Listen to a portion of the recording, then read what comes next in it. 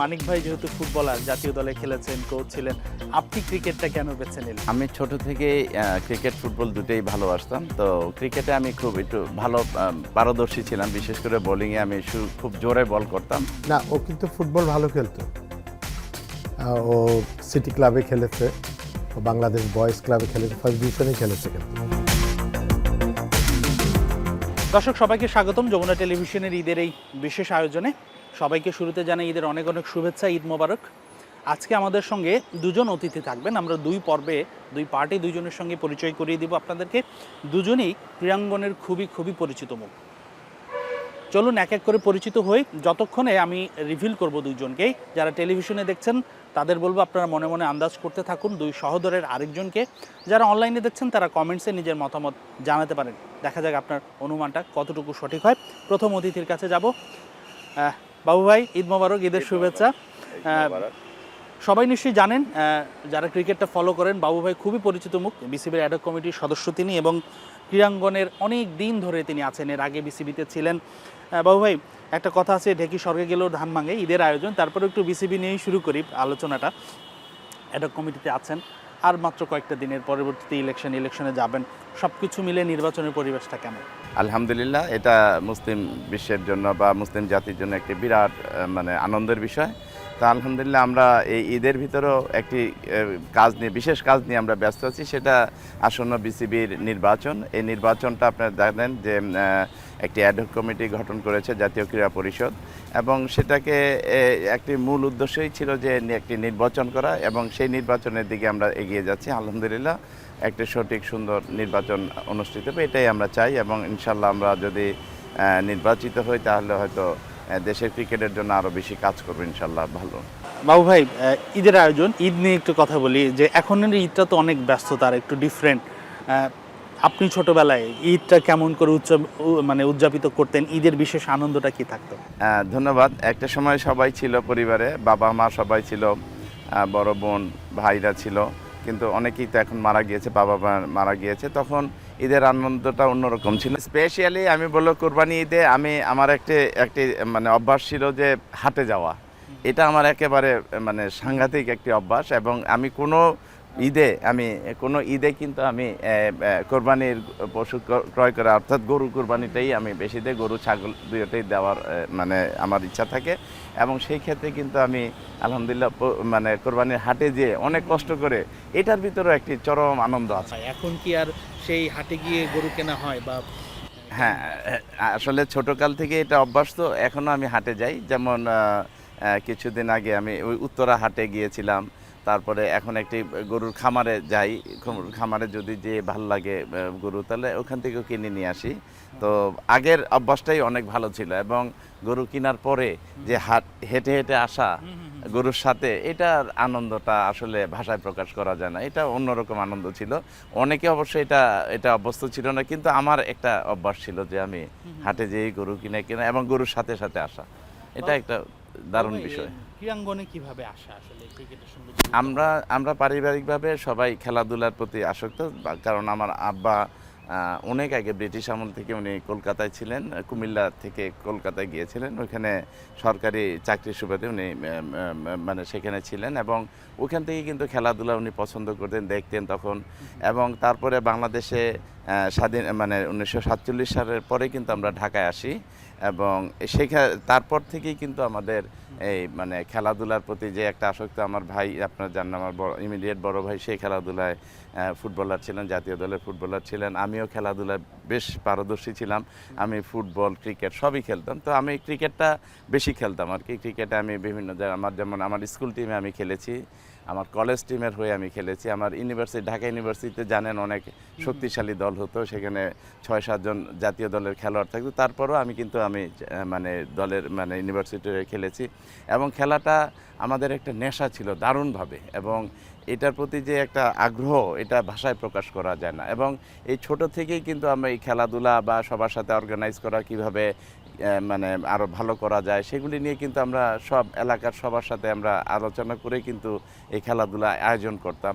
এবং আস্তে আস্তে কিন্তু আমি একজন সংগঠক হয়ে যাই, কারণ খেলা ছাড়ার পরে, বিশেষ করে আমি বলবো যে আমি 1992-এর পর থেকে আস্তে আস্তে আমি ক্রীড়া সংগঠক হয়ে যাই এবং মানে ক্রিকেট বোর্ডের সাথে সম্পৃক্ত, মানে কাউন্সিলর, প্রথম নির্বাচনে আমি কাউন্সিলর হই এবং তারপর থেকে কিন্তু আমি ক্লাবের সাথে জড়িত এবং একজন সংগঠক হিসেবে পরিচিতি লাভ করি। ভাইয়া, আপনার আসলে বিসিবিতে যোগদানের বিষয়টা একটু যদি বলতেন, মানে বিসিবিতে আসাটা কিভাবে? সবাই যখন প্রথমবার কাউন্সিলর করা হয় তখন থেকেই আমি কাউন্সিলর এবং তখন থেকেই কিন্তু আমি ক্রিকেটের সাথে মোটামুটি জড়িত এবং তারপরে 2001 সালের পরে আমি সরাসরি জড়িত হই এবং আমি গ্রাউন্ডস ফ্যাসিলিটিস ম্যানেজমেন্ট কমিটিতে কাজ করি মানে আমি মেম্বার সেক্রেটারি ছিলাম, তারপরে নির্বাচন করে জয়েন্ট সেক্রেটারি হয়েছি, গ্রাউন্ডস ফ্যাসিলিটিসের চেয়ারম্যান হয়েছি এবং সবচেয়ে ভালো লেগেছে যে আমি চেয়ারম্যান থাকাকালীন সময় কিন্তু বাংলাদেশে অনেকগুলি আন্তর্জাতিক স্টেডিয়াম হয়েছে, যেমন আমি বলি বগুড়া শহীদ চান্দ স্টেডিয়াম, খুলনা স্টেডিয়াম, তারপরে আপনার চট্টগ্রাম বিভাগীয় স্টেডিয়াম যেটা আছে, তারপরে আপনার ধরেন এই ফতুল্লা স্টেডিয়াম পড়েছিল সেটাকে আন্তর্জাতিক ভেন্যুতে রূপান্তরিত করেছি। এরকম রাজশাহী স্টেডিয়াম থেকে শুরু করে বরিশালটাও আমরা পরিকল্পনা করেছিলাম, সিলেটটাও আমরা পরিকল্পনা করেছি, পরে এগুলি সম্পন্ন হয়েছে। তারপরে আরও খেলোয়াড়দের সুবিধার্থে কিন্তু অনেকগুলি ইনডোর প্র্যাকটিস ফ্যাসিলিটিস করা হয়েছিল, তখন আমি গ্রাউন্ডস ফ্যাসিলিটিসের চেয়ারম্যান ছিলাম।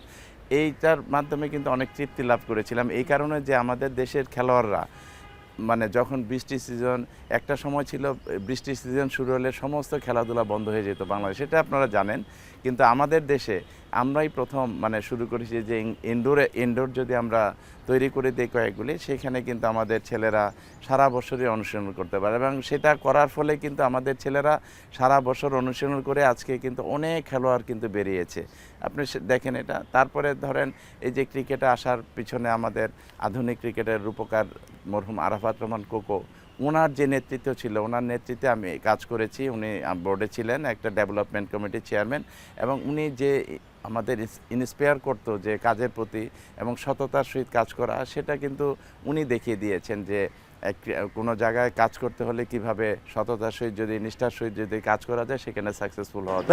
ওভারঅল যে আপনার যে স্পোর্টস এরিনায় যে আপনার জার্নিটা, সেটা আসলে যদি আপনি ফিরে দেখতে চান কিভাবে দেখেন বা কেমন মনে হয়? হ্যাঁ, ছোটকাল থেকেই তো আমি খেলাধুলার প্রতি বেশ আসক্ত, কারণ স্কুলে পড়াকালীন সময় কিন্তু আমি ক্রিকেট, ফুটবল সবই খেলতাম। তখন স্কুল টিমের হয়ে, আমি গভর্নমেন্ট ল্যাবরেটরি স্কুলের ছাত্র ছিলাম, সেখানে আমি কিন্তু এই স্কুল টিমের হয়ে ক্রিকেট খেলেছি এবং তারপরে কিন্তু ওই যে আমাদের যে কোচরা ছিলেন আলতাফ খান, আলতাফ ভাই, তারপরে ওসমান খান, তারপরে মন্টু ভাই, সবার সাথে কিন্তু আমি তখন এই কোচিংয়ে গিয়েছিলাম এবং সেখান থেকেই কিন্তু আমাদের পথ চলা, তারপরে সেকেন্ড ডিভিশন খেলা, ফার্স্ট ডিভিশনে খেলা, ইন্ডিয়া রোড ক্লাবে খেলা।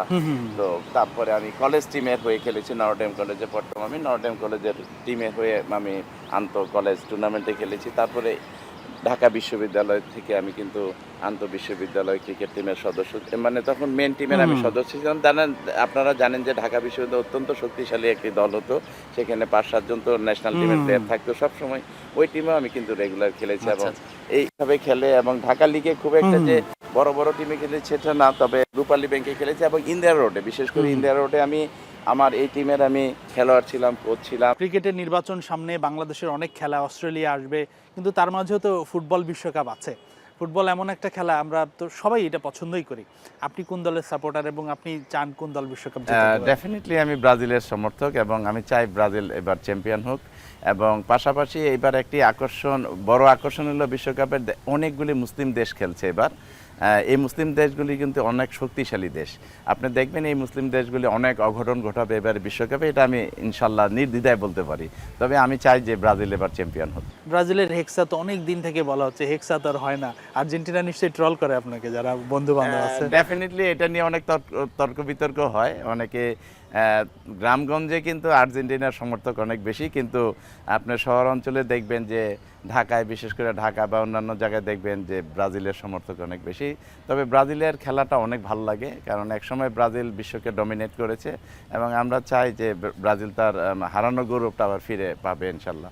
ইদানিং ব্রাজিল একটু খারাপ খেলছে, কিন্তু তারপরে আমরা আশাবাদী যে এবার ব্রাজিল বিশ্বকাপে ভালো করবে। দর্শক, এবার আপনাদের অনুমানটা মিলিয়ে নেবার পালা। রফিকুল ইসলাম বাবুর সহোদর বা তার যেই বড় ভাই, তার পরিচয়টা দিব। তিনি হলেন শফিকুল ইসলাম মানিক, জাতীয় দলের সাবেক অধিনায়ক, জাতীয় ফুটবল দলের সাবেক অধিনায়ক এবং জাতীয় ফুটবল দলের সাবেক কোচ, মোহামেডানের খেলোয়াড়, সাবেক মোহামেডানের কোচ এবং তিনি বাফুফের নির্বাচনে সভাপতি পদেও অংশ নিয়েছিলেন। চলুন মানিক ভাইয়ের সঙ্গে কথা বলি, জানি দুই ভাইয়ের সম্পর্কের কথা।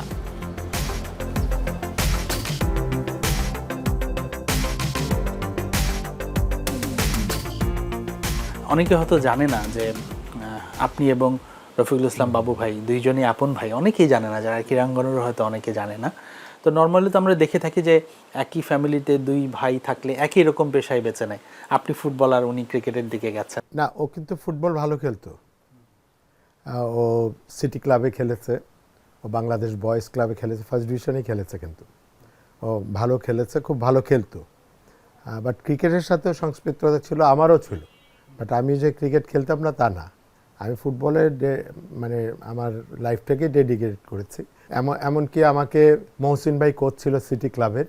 তো মহসিন ভাই আমাকে একদিন বলে, তোমার থেকে তো ভালো ক্রস করে বাবু, ও তো ভালো প্লেয়ার। তো এই ধরনের সুনামও শুনতাম, কিন্তু আনফর্চুনেটলি ও হয়তো ফুটবলার হয়নি। ক্রিকেটের সাথে সংস্পৃক্ততা আছে তার, এবং স্টিল সে ক্রিকেটের একজন ভালো অর্গানাইজার আমার কাছে মনে হয়। বাবুর কথা বলতে গেলে আমি একজন অর্গানাইজার যতটুকু হওয়া উচিত, সততার সহিত কাজ করলে যা পাওয়া উচিত সেটা কিন্তু সে আগেও করেছে। এখনও আমার মনে হয় যে বাবুর ভিতরে এই জিনিসগুলো আছে, যে সে সৎভাবে কাজ করে, কঠোর পরিশ্রম করে এবং নিষ্ঠার সহিত কাজ করে। দর্শক, সময় হচ্ছে একটা বিজ্ঞাপন বিরতি নেয়ার, আমরা দ্রুতই ফিরছি, সঙ্গে থাকুন। দর্শক, বিরতির পর সবাইকে স্বাগত। আমাদের সঙ্গে আছেন শফিকুল ইসলাম মানিক ভাইয়ের সঙ্গে আড্ডাটা কন্টিনিউ করা যায়। ভাইয়া, আপনার তো বড় ফ্যামিলি, আমি যতদূর জানি আপনার বাবাও খেলাধুলা পছন্দ করতেন। এখন ফ্যামিলিতে আসলে বন্ডিংটা কেমন আছে? এখন নিশ্চয়ই ভাই বোনও সবাই নেই। বাবা মা দুজনেই তো মারা গেছেন, বড় ভাইও মারা গেছেন।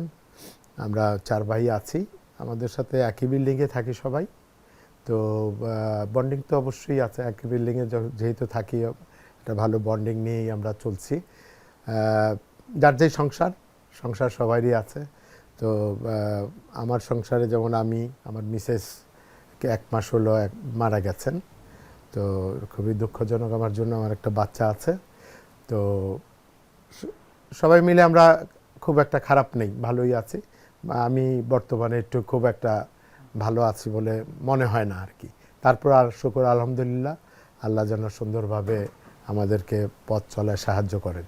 ঈদটা আসলে নিশ্চয়ই এর আগের ঈদের চেয়ে একটু ডিফিকাল্ট হবে এবার, বা কেমন হবে আসলে? হ্যাঁ, আমার ওয়াইফ সবসময় কোরবানির ক্ষেত্রে খুব উৎসাহ নিয়ে করতেন, এবং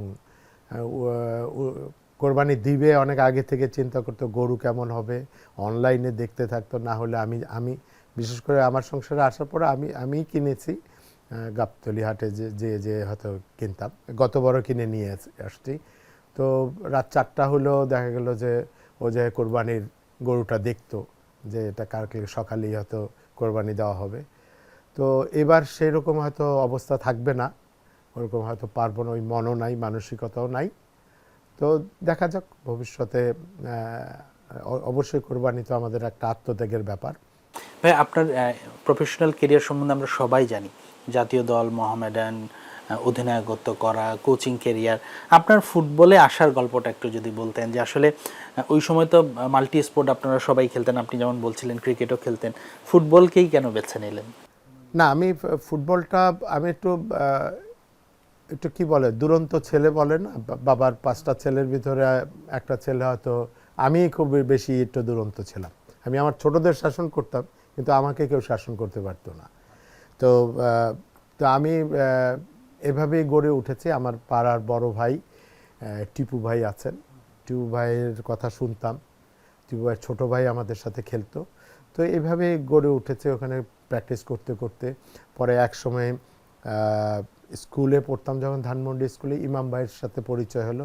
আমার এক বন্ধু শাহেদ, সে আমাকে পরিচয় করাই দিল। তারপরে আমি ধানমন্ডিতে প্র্যাকটিস করলাম, ধানমন্ডিতে খেলার কথাও ছিল।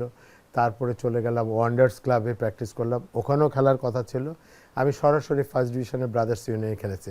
এই মাঝখানে 78-এ আমি আবাহনীতে সালাউদ্দিন ভাইদের সাথে 1 বছর আমার প্র্যাকটিস করার সুযোগ হয়েছে, 1-1.5 বছর।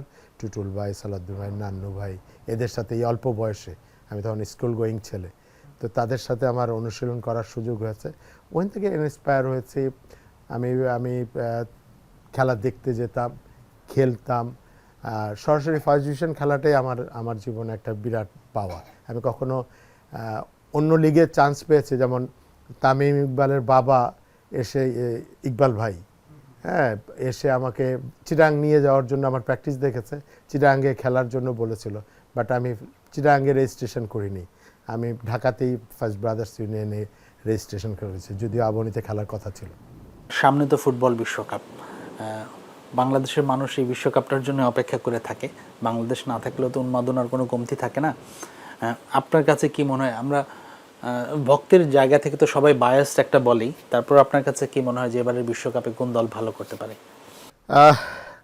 আসলে বোঝা মুশকিল, কারণ অনেক দেশ আছে যারা সুন্দরভাবে এগোচ্ছে, যেটা আমরা দেখতেও হয়তো পারি না। ফোকাসটা আমরা আর্জেন্টিনা ব্রাজিলকে নিয়েই দেখছি।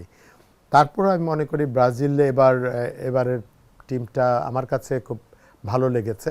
এই টিমটার আর্জেন্টিনা তো ভালো করেছেই, তো এবার যেহেতু ইউএসএতে খেলা এবং 94-এ সম্ভবত ব্রাজিল চ্যাম্পিয়ন হয়েছিল ইউএসএতে, তো এই সুযোগটা হয়তো ব্রাজিল একটা চান্স নিবে, তো সেই সুযোগটা আসতে পারে ব্রাজিলের জন্য। তার পাশাপাশি তো অনেক টিম আছে, স্পেন আর রয়েছে, স্পেন ভালো করবে বিশ্বাস আর কি, যে তাদের যেই স্কোয়াড দেখেছি সেটা ভালো করার মতো, হল্যান্ড ভালো করার মতো, ফ্রান্সও ভালো করার মতো আছে। এই 4-5টা টিমের মধ্যেই আমার কাছে মনে হয় যে সীমাবদ্ধ থাকবে। এবং মরক্কোর কথা না বললেই নাই, মরক্কো কিন্তু প্রমিজিং একটা টিম এবং বিশ্বকাপে যে কোনো দেশের জন্য থ্রেট, এবং তারা যদি কোনো আপসেট ঘটায় দেয় বলার কিছু থাকবে না। ভাই, আপনি পার্সোনালি কোন দেশের সাপোর্টার? আমি ব্রাজিলের সাপোর্টার, যদিও ব্রাজিলের কথাটা আগে বলেছে। আমি ছোটবেলা থেকেই ব্রাজিলের সাপোর্টার। তো পাশাপাশি আমি আর্জেন্টিনাকে, ল্যাটিনকে আমি খুব বেশি পছন্দ করি। এর বাইরে আর্জেন্টিনা হলো আমার কোনো মানে অখুশি হওয়ার কিছু না, যদিও দাওকুরাল সম্পর্ক, আমার কাছে সেটা না। আমার কাছে ভালো ফুটবল, নান্দনিক ফুটবল, সেটাই সবচেয়ে বড় কথা। ভাই, অনেক ধন্যবাদ আমাদেরকে সময় দেওয়ার জন্য। দর্শক, এই ছিল আমাদের ঈদের আয়োজন। যারা এতক্ষণ আমাদের সঙ্গে থাকলেন তাদের অনেক অনেক ধন্যবাদ। পরিবারের সঙ্গে আনন্দ উদযাপন করুন, নিরাপদে ঈদ পালন করুন। সবাইকে ঈদের শুভেচ্ছা, ঈদ মোবারক।